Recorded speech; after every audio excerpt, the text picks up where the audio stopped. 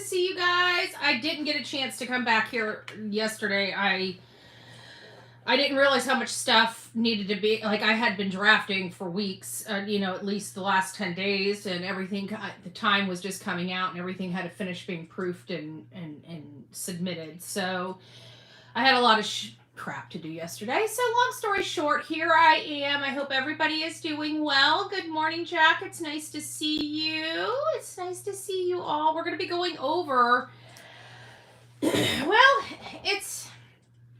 we're going to be going over Jack and Lily's case, but it's other perspectives related to the case. It's talking more in line with their family, because yesterday while I was working all day, I didn't have time to look into really the cases. And when I could look into the cases, I was so just mentally done that I just didn't have any capacity to take any more information on last night. So long story short, I got up this morning. I was looking at some stuff. We did talk about the Lilly and Jack case. We talked about some of the manipulative statements that we have come in possession of between Daniel and somebody else. And it really it is starting to paint a picture of a very manipulative man. And then when we watch the most up-to-date video about Lilly and Jack and her Daniel Martell, then there's the classic, just talking about what they're going through and how miserable they are, and not really talking about the children anymore. It's starting to have that flip, and we're starting to see the change in Daniel, honestly. And then there was something that the deception detective had produced yesterday. And I watched the little clip, and that little clip had a lot of information in it. First of all, we all know, me personally, I don't know about y'all because there's a lot more of you than there are of me. So I don't know what your personal perspective is on this case, but I've been kind of on the fence since the beginning of this case. When it comes to Daniel, it's like, I want to believe the good in him, but there's just something in my gut telling me that I need to be very, very cautious when it comes to him. I could never put my finger quite on it, but I always thought it was manipulative. I didn't know how manipulative it was or why it would be manipulative. I just felt, and we've talked about that a lot, manipulative. And I've used that word a lot in describing Daniel and why I feel that I'm withholding, because not giving him the pass, because there's just something that's gnawing in my gut that's telling me not to, that there's something wrong with his story. And although he's hitting check boxes in the right area at those times, there was still something that's not right. Well, this is another thing that is a major red flag for me, and the deception detective brought it up. And again, I didn't hear it until I watched the deception detective. Apparently, there is some place that Daniel acknowledged there being 2 additional adults at that property. And we kind of knew about mom, and we have to look at Daniel. You want to know whether Daniel's going to have some issues? You look at the parents, okay? No offense, but that's usually, sometimes you can't tell based off looking at the parents, but you still look at the parents, okay? We're looking at his mother living in a RV that is dilapidated with a whole bunch of animals, okay? That to me tells me that she is not normal, okay? She may have some issues upstairs mentally for whatever reason, and I'm not dogging her, being disrespectful, I'm being analytical. So those things are telling me that there's something wrong with that woman. And that woman raised that boy, okay? And so is there something wrong with Daniel? I believe there will be. I absolutely believe there will be, based on just the knowledge of his mother, okay? And the fact that his father, his biological father's no longer, he has not been around for at least a decade. That's how he acquired that property. His biological father, deceased. So he didn't really have a father. He's got a mother, and the mother is displaying abnormal behaviors. So that indicates that she's either has substance abuse, mental abuse, or alcohol abuse, or some type of of something going on with her, because normal people just don't live like that. Even when you come from a rough home and you don't know how to take care of yourself, you learn over time. It just, people that don't have, there are limitations. That's another thing that's not into the equation. That just popped in my head. Mobility limitations. Those are another reasons why. But it doesn't sound like she has mobility limitations. It sounds like she's just messed up. And the reason why I say that is because usually when people have a lot of animals, especially cats, and they're longing for love, they have something, so that's showing up behavior, personality, and a mental illness type of situation for me. Melanie, it's nice to see you. The hen house up in the house. It's nice to see you. Pamela, Phil from across the pond. It's nice to see you. Good morning, Angie. Rod, it's nice to see you from down under. Wendy, it's nice to see you. Good morning. Good morning, Southern. SJ, good morning. I'm not going to be here long because my week has been a rough week this week. I will tell you that. I've worked very, very, very, very, very hard today, or excuse me, this week. And today I am, I'm going to hang out with my BFF, and then I'm coming back here, and I'm going for a sunset cruise on the water, and I'm ready. Right? I'm ready to go out on a boat. I was offered, some friends of mine called me, said they're taking the boat out. Would I like to go? I said, heck yeah. So I'm getting scooped, and I'm going to be on the water. Might as well. Might as well. So that's where I'm at today. So that's why we're running very, very early, because I wasn't here yesterday for you, and I figured if I waited until this evening, you guys would have Betty DTs. So we came up here and decided to have a chat. So now let's get back to this. Let's analyze this. So we have 2 children that virtually vanished, right? Obviously, with the polygraphs and the investigation, it doesn't appear that law enforcement really believes the story, because let's face it, if these children wandered out into those woods, even if they succumbed to the elements, their poor little bodies would have been found by now. For them not to have been found in all of this time, that means they are hidden. I don't like that, because when they're hidden and law enforcement has already declared they're most likely deceased, it tells you that the people around them are the only ones that would have the motive and opportunity to hide them. Because strangers just can't walk into your house, unknown, and just start snatching kids and brutalizing them and then disappearing them. It just doesn't work like that. I mean, if there is one case in the United States like that, I'm sure there may be, but it's an outlier, okay? Typically in cases like this, typically, the majority of the time, and we have to live in the majority of the time until there are elements that put us into an outlier position. But right now, we're in the majority position, right? At the end of the day, these children were around their parents. The children, now mind you, according to Daniel's statements yesterday, he went from a house of 7.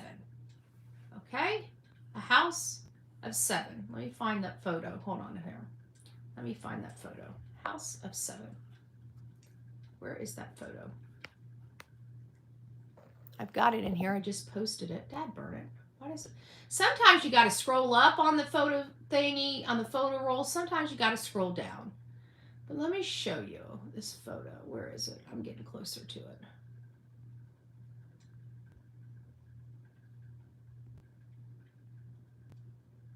It's the photo of all 5 of them. There it is.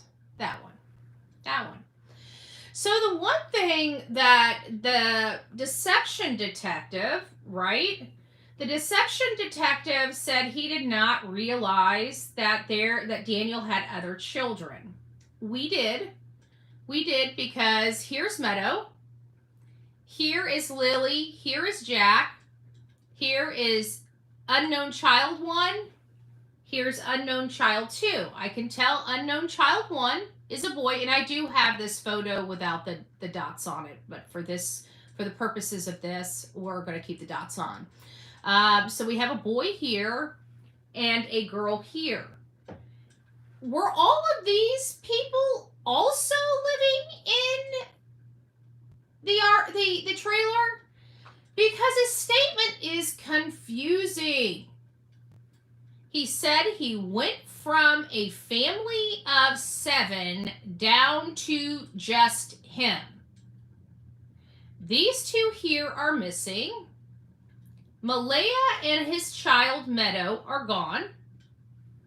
Where were these 2 kids? Were these 2 kids in the house?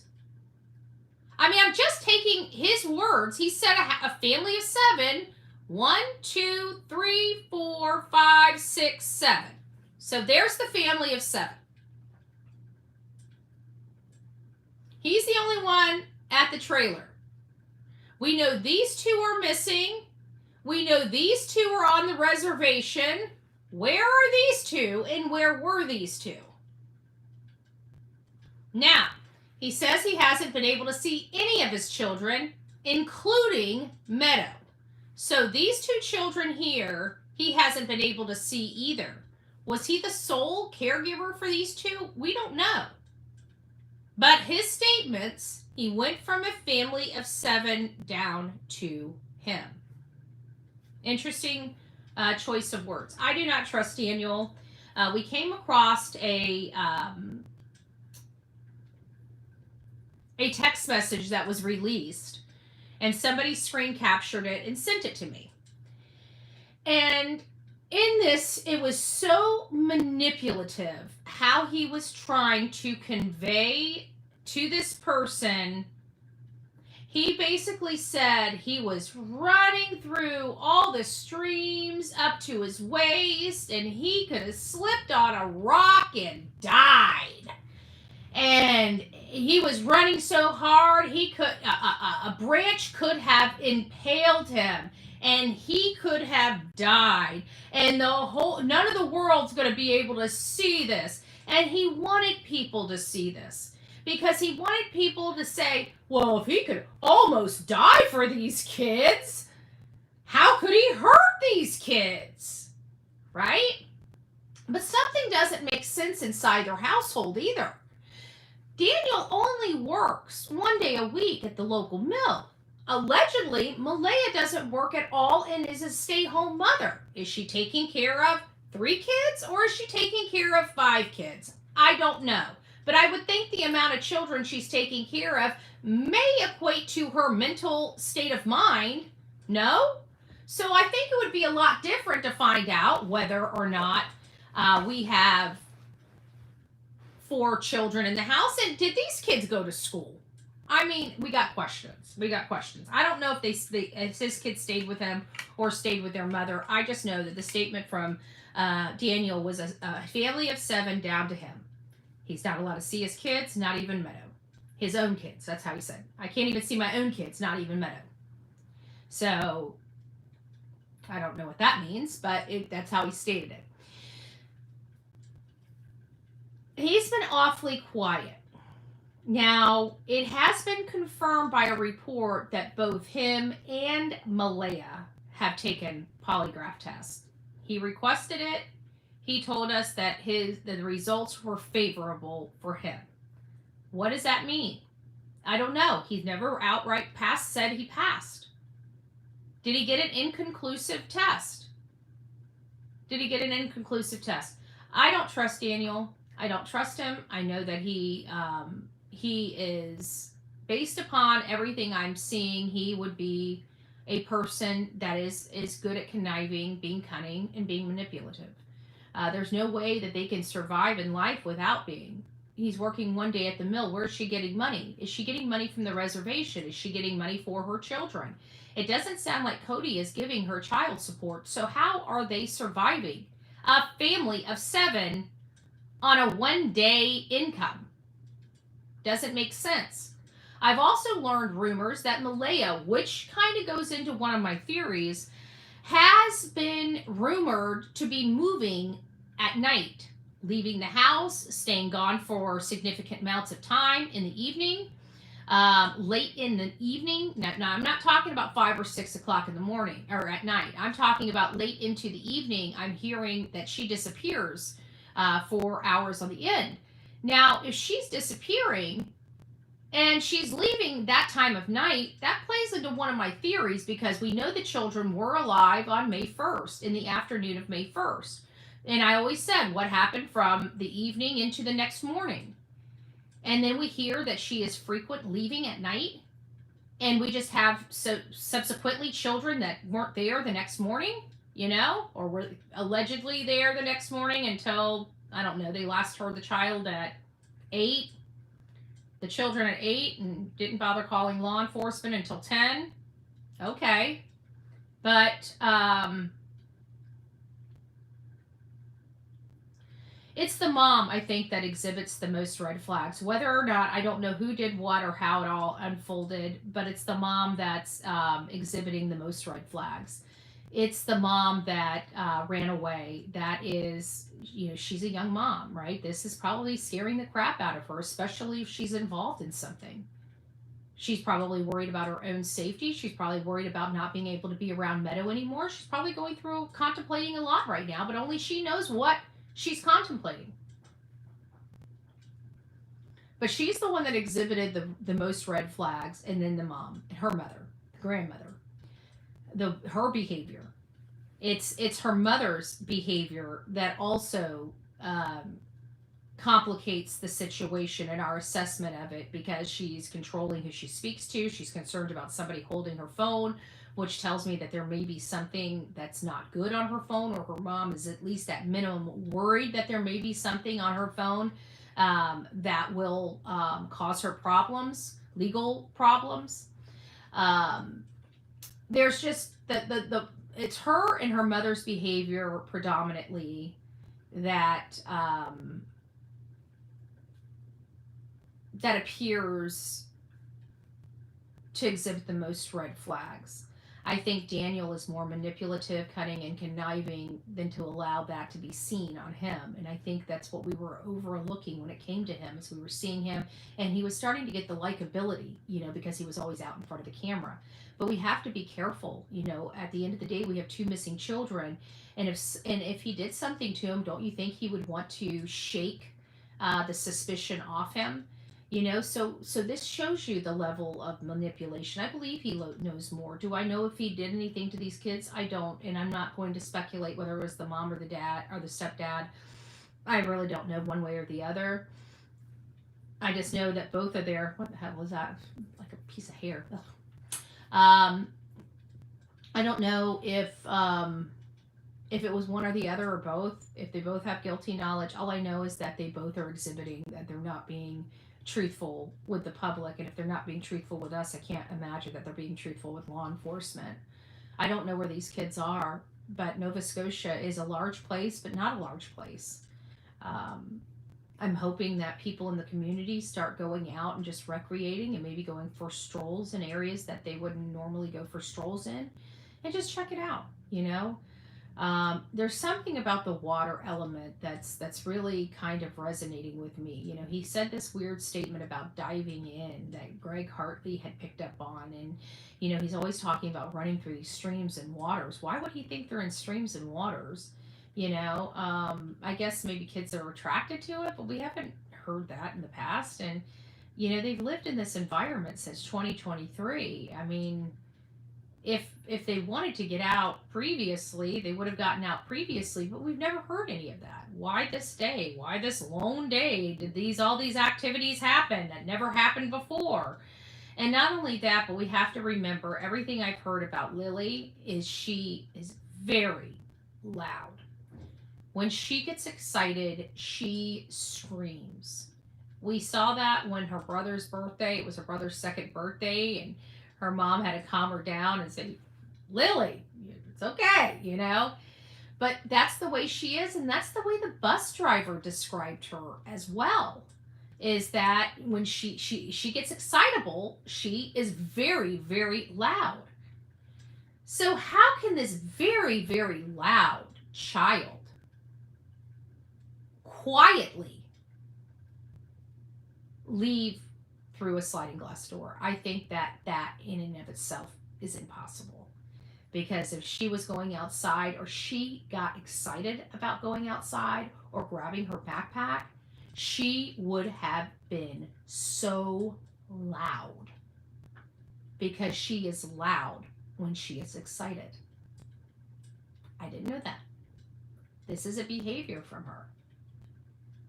So, and this didn't come from the family, this came from the school. This came from the people associated with the bus driver, associated with the school and their academic stuff. So I trust those statements. I'm not gonna peel them apart, right? I don't see why they would have any reason to be dishonest about a loud child, right? She's excited. That's important to me because they're trying to make us believe that these children quietly walked out. But from everything I'm learning about these children, they are anything but quiet. So if the kids were up that morning, they wouldn't have just heard them moving about.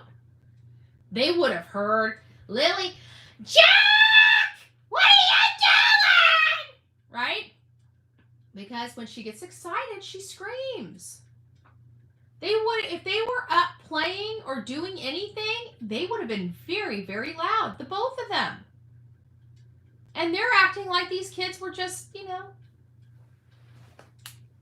playing in their room like this, barely hearing a squeak.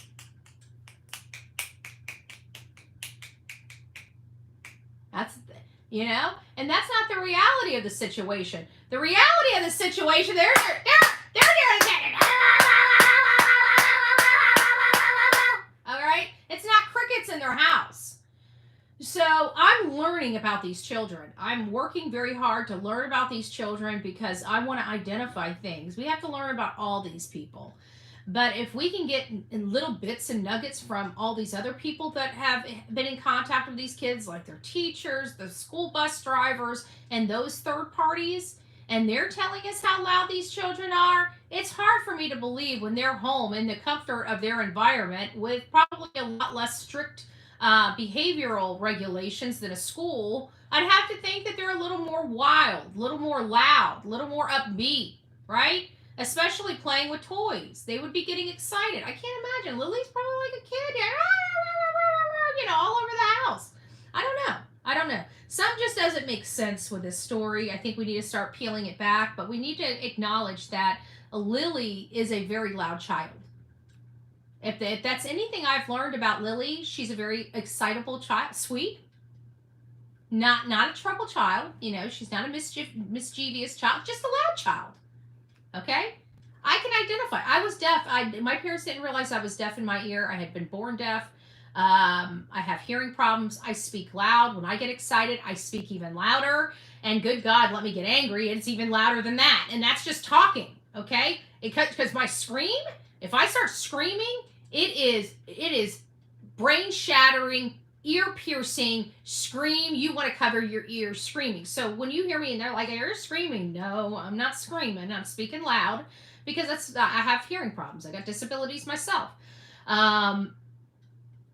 But that's me. So I kind of identify that. I was a very, very, very loud child. You know what? When my parents didn't hear me, if they didn't hear us, they knew something was wrong, okay? And I have to think that it's the same way in this whole thing about them, playing in the room and barely hearing them and just hearing them move about. That's not a normal morning for them. A normal morning it's like all hell breaking loose in their house because they're all loud.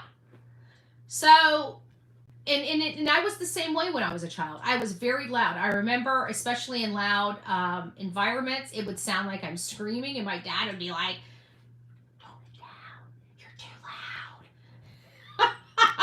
and they have to tell me because I don't know. I can't tell.